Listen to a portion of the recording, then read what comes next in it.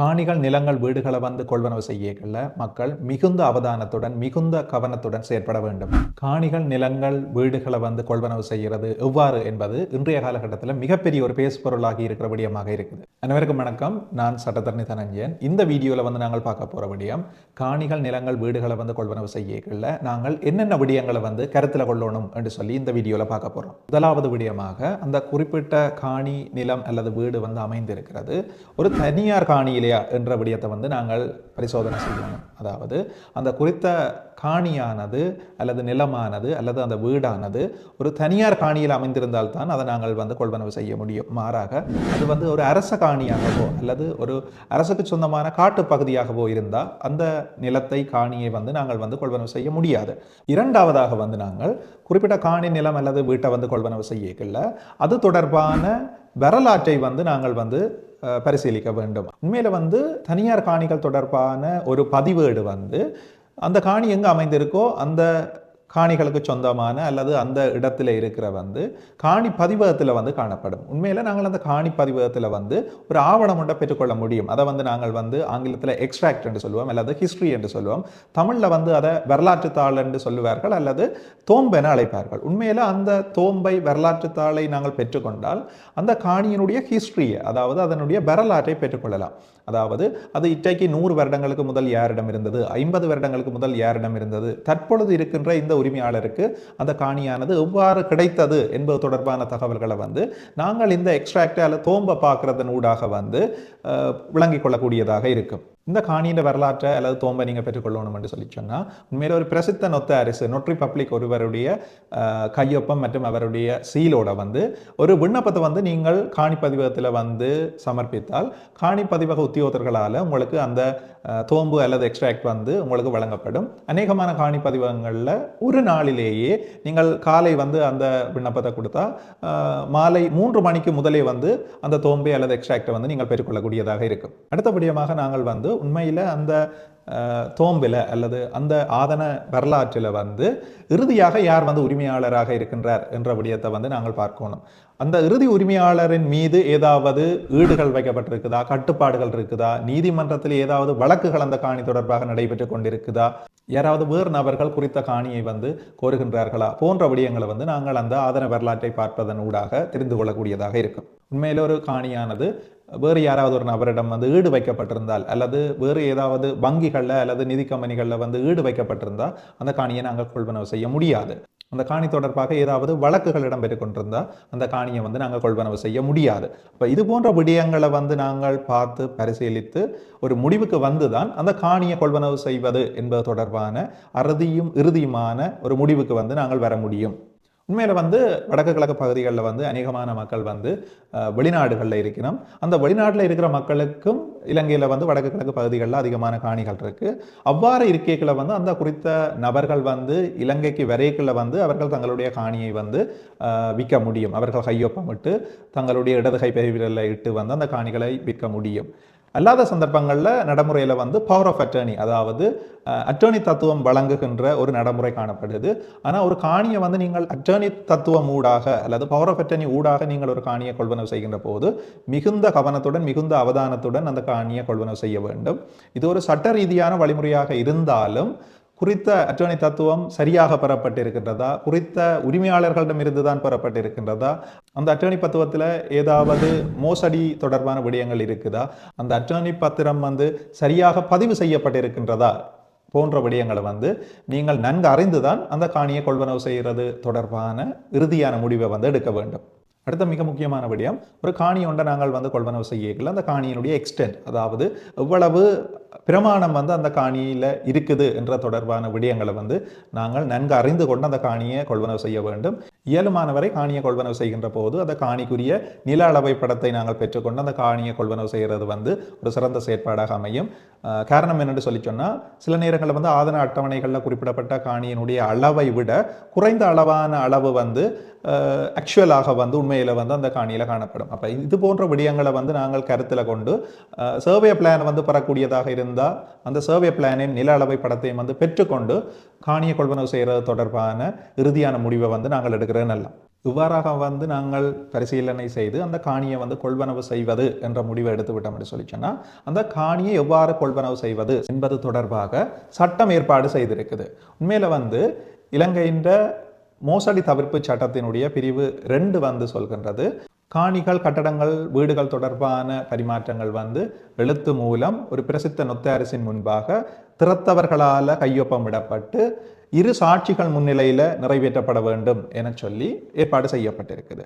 நாங்கள் குறித்த ஒரு காணியை வந்து பெற்றுக்கொண்டால் அது தொடர்பாக செய்யப்பட்ட அந்த உறுதியை, அத்தாட்சிப்படுத்தப்பட்ட உறுதியை எவ்வளவு தூரம் விரைவாக நாங்கள் காணி பதிவகத்தில் சமர்ப்பித்து பதிந்து கொள்ள முடியுமோ அவ்வளவு தூரம் விரைவாக நாங்கள் காணி பதிவகத்தினூடாக குறித்த உறுதியை வந்து பதிந்து கொள்ள வேண்டும். இது தொடர்பாக ரெஜிஸ்ட்ரேஷன் ஆஃப் டாக்குமெண்ட்ஸ் ஆர்டினன்ஸ் என அழைக்கப்படுகின்ற காணிகளினுடைய பதிவு தொடர்பான கட்டளை சட்டம் ஏற்பாடு செய்திருக்கின்றது. அதற்கான காரணம் என்னென்னு சொல்லி சொன்னால், சில சந்தர்ப்பங்களில் நாங்கள் பார்க்கக்கூடியதாக இருக்குது, ஒரு நபர் மோசடியாக காணியை 2 நபர்களுக்கு விற்ற சந்தர்ப்பங்கள் வந்து இருக்குது. இப்படியான சந்தர்ப்பங்களில் எந்த நபர் முதலாவதாக அந்த காணியை பதிவு செய்து காணி பதிவத்தில் தன்னுடைய டாக்குமெண்ட்ஸை வந்து சப்மிட் பண்ணியிருக்கிறீரோ அவருக்கு தான் அந்த காணி வந்து சொந்தமானது என நீதிமன்றங்களில் வந்து தீர்ப்பளிக்கப்பட்டிருக்குது. அப்போ இந்த அடிப்படையில் வந்து நாங்கள் எப்பொழுதும் வந்து காணி ஒன்றை கொள்வனவு செய்யல உடனடியாகவே அத்தாட்சிப்படுத்தப்பட்ட அந்த உறுதியை வந்து காணி பதிவத்தில் சமர்ப்பித்து அதை பதிவு செய்து மீள பெற்றுக்கொள்ள வேண்டிய தேவை வந்து காணப்படுது. அடுத்த முக்கியமாக நாங்கள் பார்க்க வேண்டிய விடயம் காணிகளினுடைய உரித்து தொடர்பாக பார்க்கணும். உண்மையில் அதாவது நாங்கள் கொள்வனவு செய்ய போகிற நபர்களுக்கு அந்த காணி தொடர்பான சரியான உரித்து இருக்கின்றதா என்பதை வந்து நாங்கள் பரிசோதனை செய்து தான் அந்த காணியை வந்து கொள்வனவு செய்யணும். உண்மையில் உரித்து ஒரு நபரிடம் இருக்கும், இன்னொரு நபர் அந்த காணியை தன்னுடைய காணியென சொல்லி உங்களுக்கு வந்து விற்பனை செய்ய முடியும். இவ்வாறான சந்தர்ப்பங்களில் நாங்கள் வந்து உரித்து தொடர்பாக மிக அவதானத்துடன் செயற்பட்டு அந்த உரித்தை வந்து பரிசீலனை செய்ய வேண்டும். உண்மையில் வந்து இலங்கையினுடைய வடக்கு பகுதியில் பார்த்தோம் என்று சொல்லி சொன்னால், வடக்கு பகுதியில் உள்ள அநேகமான மக்கள் வந்து தேச வளமை சட்டத்தால் வந்து ஆளப்படுகிறோம். தேச வளமை சட்டத்தால் ஆளப்படுகிற மக்களுக்கு வந்து முதுசம் எனப்படுகின்ற ஒரு வகையான ப்ராப்பர்ட்டி காணப்படுகின்றது. இரண்டாவதாக வந்து தேடிய தேட்டம் என அழைக்கப்படுகின்ற ஒரு வகையான ஆதனம் சொத்து வந்து காணப்படுகின்றது. மூன்றாவதாக வந்து சீதனம் என அழைக்கப்படுகின்ற ஒரு வகையான சொத்து காணப்படுகின்றது. இப்போ இதில் வந்து தேடிய தேட்டம் ப்ராப்பர்ட்டியை வந்து நாங்கள் பார்த்தோம் என்று சொல்லி சொன்னால், திருமணத்துக்கு பின் உழைக்கின்ற அனைத்து சொத்துக்களும் வந்து தேடிய தேட்டம் என அழைக்கப்படுகின்ற அந்த வகதிக்குள்ள வரும். உண்மையில திருமணத்துக்கு பிறகு கொள்வனவு செய்த ஒரு சொத்தை விற்பதாக இருந்தால் கணவன் மனைவி இருவருமே வந்து கையொப்பமிட வேண்டிய தேவை காணப்படுகின்றது. முதுசம் ப்ராப்பர்ட்டியை பார்த்தோம் என்று சொல்லி சொன்னால், எந்த நபருக்கு அது முதுசமாக கிடைக்கின்றதோ அந்த நபர் அந்த சொத்தினுடைய உரிமையாளராக காணப்படுவார். ஆனால் பெண்ணாக இருக்கின்ற சந்தர்ப்பத்தில் வந்து திருமணத்துக்கு பிறகு தன்னுடைய கணவனுடைய சம்மதத்துடன் கணவனும் குறித்த உறுதி நிறைவேற்றத்தில் வந்து கையொப்பமிட வேண்டிய தேவை ஒன்று காணப்படுகின்றது. அப்போ இது போன்ற விடயங்களை வந்து நீங்கள் உண்மையில் ஒரு பிரசித்த நொத்தாரிசு ஒருவரை சந்தித்து அவருடைய ஆலோசனையை பெற்று அந்த ஆலோசனையின் அடிப்படையில் தான் இந்த உரித்துக்கள் தொடர்பாக தீர்மானம் எடுத்து வந்து நீங்கள் குறித்த ஆதனத்தை வந்து கொள்வனவு செய்ய வேண்டும். அடுத்த ஒரு மிக முக்கியமான சொத்தாக வந்து இறந்த நபருடைய சொத்துக்கள் தொடர்பாக, மரண சொத்துக்கள், மரண ஆதனங்கள் தொடர்பாக எவ்வாறு வந்து அந்த சொத்து பிரிகின்றது, அவருக்கு பிறகு எவ்வாறு தனது வாரிசுகளிடையே அந்த சொத்தானது பிரிவடைந்து செல்கின்றது என்பது தொடர்பாகவும் வந்து நாங்கள் கவனமாக இருக்க வேண்டும். எப்பொழுதும் இறந்த நபர் ஒருவருடைய சொத்துக்கள் தொடர்பாக அந்த சொத்துக்களை கொள்வனவு செய்கின்ற போது அது சில சந்தர்ப்பங்களில் வந்து மாவட்ட நீதிமன்றத்தில் வழக்கொன்று தாக்கல் செய்யப்பட்டு அந்த நீதிமன்ற கட்டளையை பெற்ற பின்புதான் உறுதி நிறைவேற்றம் செய்யக்கூடியதாக இருக்கும். அப்போ இவ்வாறான சந்தர்ப்பங்களில் வந்து நாங்கள் மிகுந்த கவனத்துடன் இருக்க வேண்டும். எவ்வகையான சொத்துக்களை கொள்வனவு செய்கின்றோம், சட்ட ரீதியாகத்தான் கொள்வனவு செய்கின்றோமா என்பது தொடர்பாக மிகுந்த கவனத்துடன் செயற்பட வேண்டும். அடுத்த முக்கியமான விடயம், தற்பொழுது மோசடியாகவும் சில உறுதிகள் வந்து செய்யப்படுவதாக நாங்கள் செய்தித்தாளூடாக, சமூக வலைத்தளங்கள் ஊடாக வந்து அறிந்து கொள்ளக்கூடியதாக இருக்குது.